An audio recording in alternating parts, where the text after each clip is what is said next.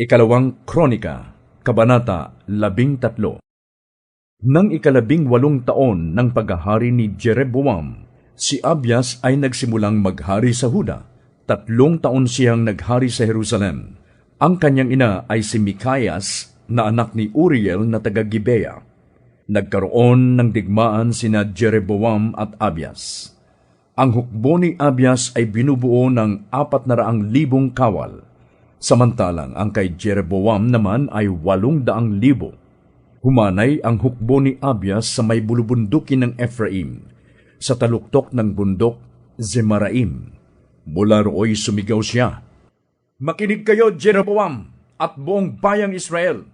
Hindi ba ninyo alam na pinagtibay ni Yahweh, ang Diyos ng Israel, sa isang kasunduang hindi maaaring sirain, na si David at ang kanyang mga anak ang maghahari sa Israel magpakailanman?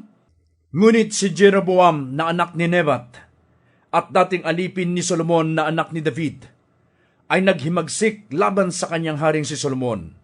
Mga walang hiya at tampalasang tao ang sumama sa kanya. Hindi nila kinilala si Rehoboam na anak ni Solomon. Palibhas ay bata pa noon at walang karanasan si Rehoboam, kaya't wala siyang nagawa. Ngayon, ibig ninyong labanan ang kaharian ni Yahweh na ibinigay niya sa mga anak ni David. Palibhas ay marami kayo at mayroon kayong mga guyang ginto na ipinagawa ni Jeroboam para sambahin ninyo. Hindi ba't pinalayas ninyo mga pari ni Yahweh, ang mga anak ni Aaron at ang mga Levita? At gumaya kayo sa ibang mga bansa sa pagpili ng mga pari? Ngayon, sino mang lumapit na may dalang handog na 1 batang toro at 7 lalaking tupa, ay pinapayagan na ninyong maging pari ng mga Diyos-Diyosan. Ngunit para sa amin, si Yahweh pa rin ang aming Diyos, at hindi namin siya itinakwil. Ang aming mga pari ay pawang mga anak ni Aaron, at ang mga katulong nila sa paglilingkod kay Yahweh ay ang mga Levita.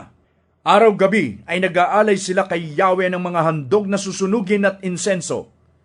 Nag-aalay sila ng handog na tinapay sa harapan niya, sa ibabaw ng inihandang mesang yari sa lantay na ginto. At gabi-gabi, nagsisindi sila ng mga ilawang nasa gintong patungan. Sinusunod namin ang utos ni Yahweh, subalit itinakwil ninyo siya.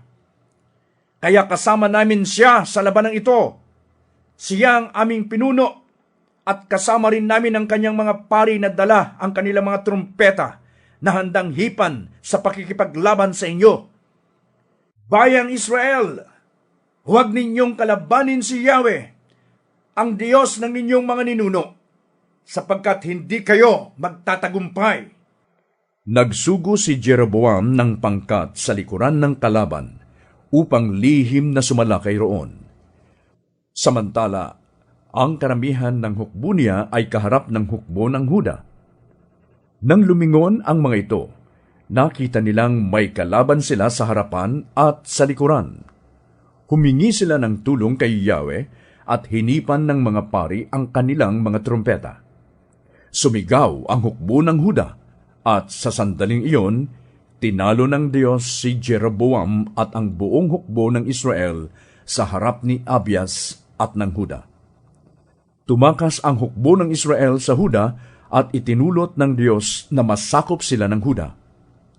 Nagtagumpay sina Abias. May 500,000 mahuhusay na kawal ng Israel ang napatay. Mula noon, ang Israel ay nasakop ng Huda. Ito'y dahil sa pagtitiwala ng Huda kay Yahweh, ang Diyos ng kanilang mga ninuno. Tinugis ni Abias si Jeroboam, at nasakop niya ang mga lungsod ng Bethel, Jesana at Ephron, pati ang mga nayon nito. Sa panahon ng paghahari ni Abias, hindi na nakabawi si Jeroboam hanggang sa patayin siya ni Yahweh. Naging makapangyarihan si Abias. 14 ang kanyang asawa, at ang mga naging anak niya ay 22 lalaki at 16 na babae.